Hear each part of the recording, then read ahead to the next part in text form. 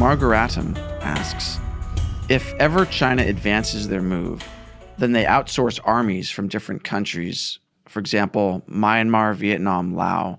How would you respond? Will you stop the source from providing or just ignore the facts and treat them just as CCP/PLA armies too? Yeah, I guess that's like if China starts using mercenaries or other militaries. Yeah. Like in those countries or in other countries? I think the idea is that if they were able to somehow like start fighting a war and then they got troops from Vietnam or Laos or Myanmar involved, Well, there's like no way Vietnam is going to be helping well, China. yes, I'm not sure the premise of this actually Oh, like for works example, out, there but- are Maoists that are China backed in a lot of locations, including in India. That's true. Right. So I mean, the question is if it's about those troops coming and fighting on behalf of China in another location or in those countries themselves, which is what's happening already. And regardless, you go to the source. I mean, to my mind, you go to the source on all of this. And a lot of it comes down to money. And you can, it would be very helpful to broaden out any fight back from the kinetic to these other political warfare levers as well. So if you, for example, in 2014, the Maldives was having an election, and there was a PRC, pro-PRC candidate and a not pro-PRC candidate. And it turned out that the pro-PRC candidate won, even though he wasn't projected to. And one of the factors was the PRC was running money into Sri Lanka to pay Maldivians living in Sri Lanka to do overseas voting for that candidate. And it was very difficult to track that if you were just looking domestically and trying to guess the way the election would come out. Okay, go after those Chinese banks. You know, those Chinese banks did illegal election manipulation in a third country, yank their licenses. Similarly, if you're running money to Maoists or you're doing any of that sort of stuff, start going after that kind of thing. Start using those sanctions, start delisting those banks, start, kicking those companies off the stock market, all that sort of stuff. And broaden out the toolkit for retaliation. Start lighting fires on their turf. Don't just let them start fires on your turf. I think that's a good point. We have to take the fight to them in the ways that we can. Do you want to? Yeah, sure. And then I'll come on for you. Bob Zanger asks, either can answer this. I guess it's going to be you. What can be done to stop the CCP from invading Taiwan? So as Grinch Newsham, I would say that because he's written, in fact, a whole chapter about this in the book, The Boiling Moat, which I think you did. Did you discuss that? That was that Pottinger book. You talked to Pottinger about it. Yeah. Do we have the book? It doesn't matter. We probably do. We do, Yeah. but it's not. I mean, it's actually on my desk because I was reading it recently. Oh, so you can answer. No, I think this is for you to Okay. answer. Again, make it really, really clear to the leadership in Beijing that there would be a lot of pain inflicted on them personally, as that if they were to make this kind of move. So the argument is that the CCP isn't going to start a war unless it's very sure it's going to win, completely sure it's going to win. And there are two things. One is, are they going to win? The other is, what does winning actually look like? Or more to the point, what does losing look like? So if you can make it clear that not only is Taiwan a hard target, and you can do that in all of those ways that we've discussed, but also I have to say that the Taiwanese really need to start paying their military properly and equipping them properly and giving them the prestige that it needs. Because, and this is something Newsham has written about recently, if you think that the U.S. is going to come in and protect you, you're basically asking people from Kansas to die for you.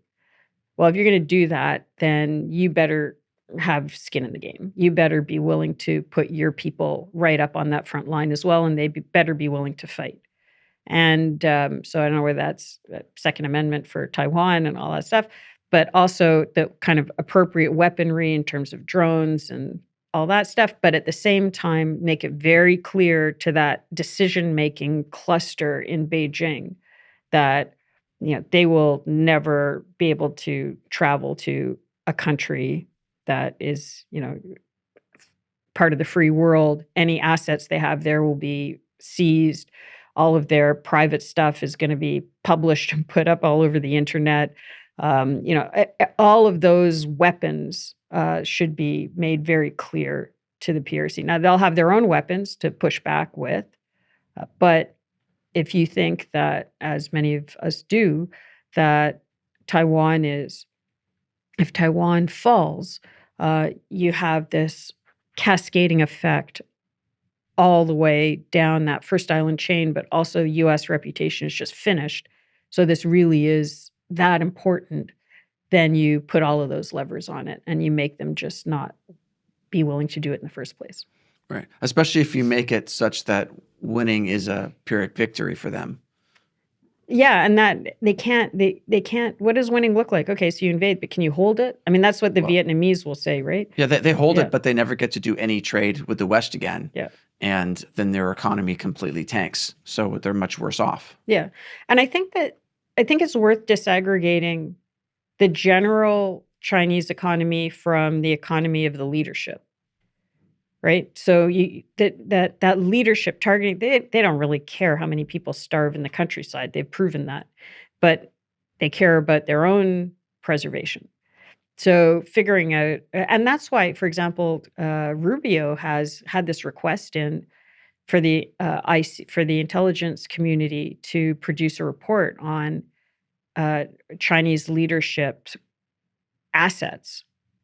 Right? That should all be made public so that you know what to target. They've been very slow. They're legally obliged to produce it, and they've been very slow about it. But getting that made more public so that you know what tools you have in the toolkit would be very helpful. Yep. Mervyn asks, after the CCP collapses, would totalitarians and others like communists and pro-communists, for example, ByteDance, attempt to rise up and regain power in China again, or they can't do it at all anymore as the post-CCP Confucian-style democratic China ends up becoming like India? As far as I understand the current economic model in China, it is intricately linked to the way the Chinese Communist Party operates. So I don't know what would spring out afterwards. I mean, they're obviously extremely good Chinese entrepreneurs. I mean, you see it in Taiwan, and it's they came out of similar systems, at least initially, and then developed totally differently. So it's not something would come out of that population, but this economy that the CCP has currently is developed in tandem with a very specific political system. I think what makes it challenging is, you want to look at what do you need to have a stable China after the fall of the CCP? Like you need to have the CCP gone, but you also the natural state of things is a free market. But in order for it to operate effectively and not have it become like oligarchies and whatever, you need a stable currency, you need roads, bridges, and ports, and you need a legal system that's capable of fairly resolving disputes, right? Otherwise, you just get like what post-Soviet Russia has, which is oligarchies that are not, in some ways, not all that different from the previous system. Well, so this is the important thing, because it needs to be treated like Germany post-World War II, not the post-Soviet countries, where there's still a lot of the Soviets, there's a lot of the communists still hanging around, still being in power. And then you need a legal system to determine what do you do with somebody who was a Communist Party member. Right. It's less important that it's a Confucian-style legal system than that it's a fair and just system. And there are many fair and just systems that can be, used. The question is, is it one that can maintain that integrity? Yeah, and just following up on the point that you made about the Soviets. So one thing about about these sorts of communist systems is that there's a very big component of organized crime that supports the system, right? So, I mean, Putin came out of the organized crime world and into leadership, and if you have that, um, you know, again, we will invoke the Newsham, who says that if you look at the Chinese communist system, if you want to understand it, then just watch the entire box set of Sopranos and you'll understand the system, right? So if the Communist Party falls away, I think very quickly you actually get back to kind of a warring states, like criminal warring states type situation. And it's questionable whether it would maintain its territorial integrity, which, as you all know, is much more expansive than China's normal territorial size, which I think is probably the fundamental fear of the Chinese Communist Party, is that it breaks up into pieces, which is also why you hear in Asia a lot of strategists saying that's the goal, is to break it into 5 pieces or 6 pieces. Yeah. Because I think also it's important to remember that communism is not just a government in power, it's an ideology. And that ideology just doesn't disappear overnight. People have been born and raised and educated in that system.